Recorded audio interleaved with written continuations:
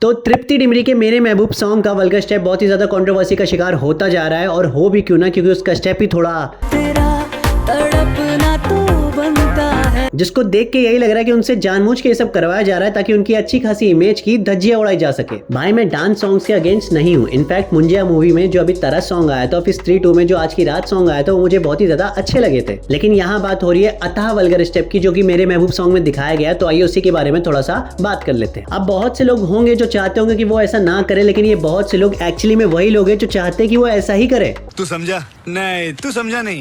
क्योंकि जब वो अच्छी फिल्में कर रही थी जहां उनकी परफॉर्मेंस को देखकर दिल खुश हो जाता था, लाइक मूवी कला, लैला मजनू और बुलबुल, तब किसी के मुंह से चूचा ना निकला और ना ही किसी ने उनके काम को अप्रिशिएट किया। लेकिन जैसे ही एनिमल में उन्होंने एक इंटीमेट सीन क्या दे दी, पूरा देश भाभी 2 पर मरने लगा। क्योंकि भाई मानो या ना मानो, लेकिन फैक्ट यही है कि बाहर से चाहे कोई जितना भी डिनाई करे, लेकिन उसको यही सब देखने में मजा आता है। लेकिन सोचने वाली बात यह है कि इतनी टैलेंटेड एक्ट्रेस को बॉलीवुड से ऐसी फिल्में क्यों ऑफर हो रही है? क्या बॉलीवुड में लड़कियां सिर्फ डांस नंबर करने के लिए या इंटीमेट सीन करने के लिए बनी है, या फिर बॉलीवुड में लड़कियों के लिए अच्छी स्क्रिप्ट आना ही बंद हो गई है? लेकिन फिर याद आया कि अच्छी डिसेंट फिल्म है जिससे ढंग की इमेज क्रिएट की जा सके ऑडियंस के सामने, वो फिल्में तो जानवी कपूर और सारा अली खान को ही ऑफर होती हैं। अब आप खुद उनकी लास्ट फिल्में देख लीजिए, लाइक जानवी कपूर की मिस्टर एंड मिसेस माही, उलझ, मिली और गुंजन सक्सेना, और सारा अली खान की ए वतन मेरे वतन।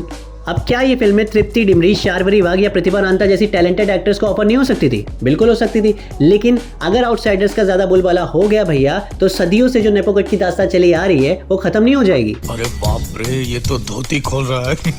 अब ये चीजें फीमेल एक्ट्रेस पर नहीं बल्कि मेल एक्टर पर भी लागू होती है, क्योंकि लगातार फ्लॉप फिल्म देने के बाद भी कॉप यूनिवर्स की सबसे बड़ी फिल्म सिंघम 3 में विलन के रूप में दिखने वाले हैं कौन? गेस कीजिए, अर्जुन कपूर। अब आप सोच के देखिए कि अगर अर्जुन कपूर का फिल्मी फैमिली बैकग्राउंड ना होता तो क्या उनको तब भी उतने मौके दिए जाते जितने उनको अभी मिल रहे हैं? लेकिन बाद में ये बात समझ में आई कि भाई एक्चुअली में ऐसा होता क्यों है, और इस बात को विस्तार में समझने के लिए हम लोग एग्जांपल लेते हैं आलिया भट्ट का। अब आलिया भट्ट ने student of the year movie से बॉलीवुड में अपना डेब्यू किया था, जो कि आई थी 2012 में। लेकिन तब से लेकर अब तक उनकी एक्टिंग में कितना इंप्रूवमेंट देखने को मिला है, और हो भी क्यों ना, क्योंकि उनके पीछे उनके गॉडफादर जो बैठे हैं करण जौहर, उनके लिए बेस्ट से बेस्ट स्क्रिप्ट चूज करने के लिए और बड़े बड़े डायरेक्टर और प्रोड्यूसर को वो कन्विंस भी करते कि प्लीज आप आलिया भट्ट को कास्ट कर लीजिए ताकि उनकी एक्टिंग इंप्रूव हो सके और उनका आने वाला फ्यूचर ब्राइट हो सके। और स्टार्टिंग में इन एक्टर्स के लिए मूवी एक एक्टिंग वर्कशॉप की तरह होती है, जिसमें काम करके और बहुत सारी चीजें सीख कर वो अपनी एक्टिंग को इंप्रूव करते हैं।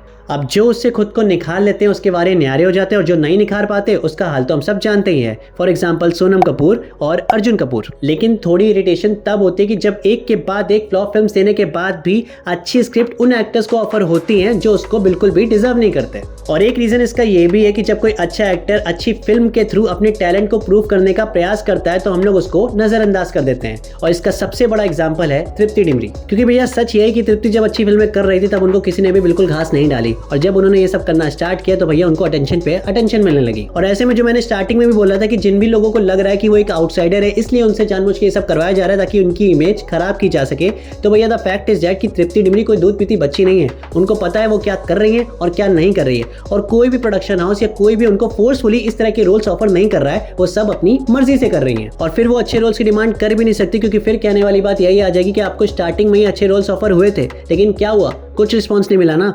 इनफैक्ट लैला मजनू करने के बाद वो 2 साल तक काम की तलाश में भटकती रही। तो इतना सब कुछ हो जाने के बाद कोई भी रोल ऑफर होता है ना, वो सक्सेस जैसा ही लगता है। और माइंड में हम लोग पहले से डिसाइड तो करके रखते हैं कि भाई हम लोग ऐसे रोल चूज करेंगे और ऐसी फिल्में करेंगे और अपनी इमेज ऐसी क्रिएट करेंगे ऑडियंस के सामने, लेकिन एंड में जब कोई ऑप्शन नहीं बचता तो जो मिलता है वही करने लग जाते हैं। और वो खुद एक मिडिल क्लास फैमिली से बिलोंग करती है, तो वहां से यहाँ तक का सफर तय करने के बाद जब इतने बड़े बड़े प्रोडक्शन हाउस का ऑफर आता है तो उनको मना करना उनके करियर को बनने से पहले ही बिगाड़ सकता है। तो जो भी लोग बोल रहे हैं कि वो ऐसी फिल्में क्यों कर रही है, ऐसे वल्गर डांस स्टेप्स क्यों कर रही है, तो भाई सच तो यही है कि वो अभी ऐसी स्टेज पर है ही नहीं जहां वो कुछ चूज कर सकें, और ना ही उनके पीछे कोई गॉडफादर है जिसका हाथ उनके सर पर हो जो उनके लिए अच्छी फिल्में ढूंढकर लाता रहे। तो शायद वो इसलिए यही सोचे कि भैया जो भी मिल रहा है कर लो, पैसे कमा लो बिना कोई डिमांड किए, क्योंकि बहुत सी ऐसी एक्ट्रेस आई जिन्होंने डिमांड रखी और उनका करियर कब खत्म हो गया ये किसी को पता भी नहीं चला।